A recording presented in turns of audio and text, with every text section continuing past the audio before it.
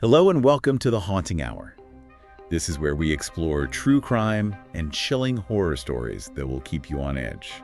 Disclaimer: all images featured in the Haunting Hour are artistic depictions and may not represent real events, people, or locations.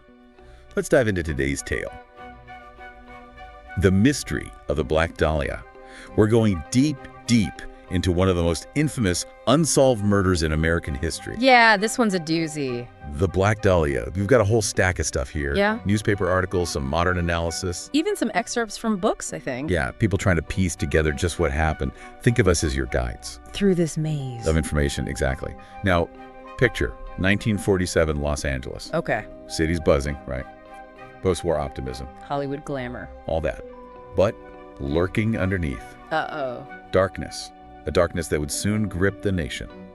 This is where we meet Elizabeth Short, a young woman whose life was tragically cut short. Right. But before the headlines, before she was branded the Black Dahlia. She was just Elizabeth. It's always striking to me how, her story gets overshadowed by the spectacle of the crime itself. We have to remember, behind the nickname, the sensationalized reporting, there was a real person. A real person, yeah. Hopes and dreams. Hopes and dreams. So let's rewind. January 15th, 1947. Okay. A woman's walking with her daughter, young daughter, in Lambert Park. Right. And they stumble upon, well, a horrifying sight. Yeah, this is where it gets rough. Elizabeth Short's body. Right. Brutally murdered and posed. Almost theatrical. The woman initially thought it was a mannequin. Oh, wow. Just discarded. I mean, can you imagine? Can't even. The body was completely drained of blood, bisected. Oh, my God. At the waist. And, well, the killer carved this grin on her face. Oh, God.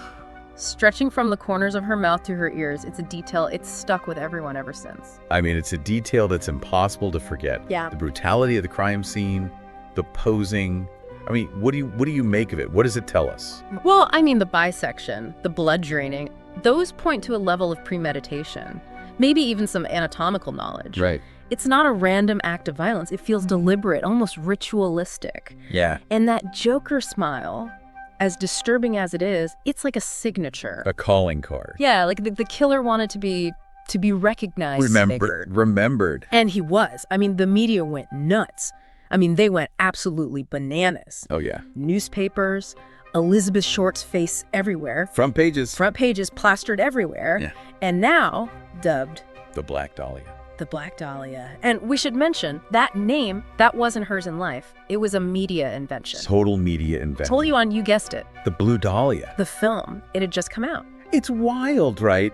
How the media can just shape a narrative. Yeah. Sometimes to the detriment of the truth, I think. Absolutely. The name itself, sure, it's Yeah. catchy, it adds to the spectacle. But it turns Elizabeth Short into a symbol, an object. Not a victim. And it led to, so much misinformation. That rumor that she was a call girl, Oh yeah, that one's totally debunked by our sources. completely false. But back to the investigation itself. Okay. It was chaotic. Hundreds of false confessions. People just Desperate for their 15 minutes. desperate for that spotlight. And to make matters worse, reporters were basically tripping over detectives at the crime scene. Oh, come on.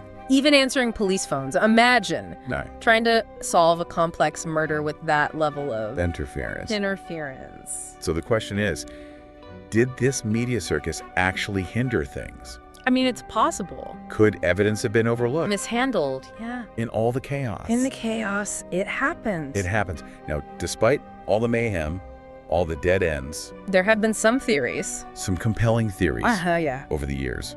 Some researchers even connect this to other unsolved cases. Like the Cleveland torso murders. Yeah, or the lipstick murders, Oh, yeah. suggesting maybe a serial killer, It's hard to ignore that theory, Rip. especially given the brutality. The seemingly targeted nature of it, but without concrete evidence. It's just that. Just a theory. So we're left with this chilling puzzle. Young woman, brutally murdered, Right. a media frenzy that both helped and hindered the investigation, Right. and a killer who was never brought to justice. Never brought to justice. It makes you wonder why this case continues to captivate us. It really does. Is it the unsolved mystery? The gruesomeness. The HollyWood backdrop? Or is it something deeper? Maybe a reminder of just how fragile life is. That darkness can lurk beneath even the brightest lights. It really can. It's a question worth thinking about. The Black Dahlia case. It's a stark reminder. Those shadows exist even in the most glamorous places. They do. And it leaves us with this lingering question. Can some mysteries just stay unsolved?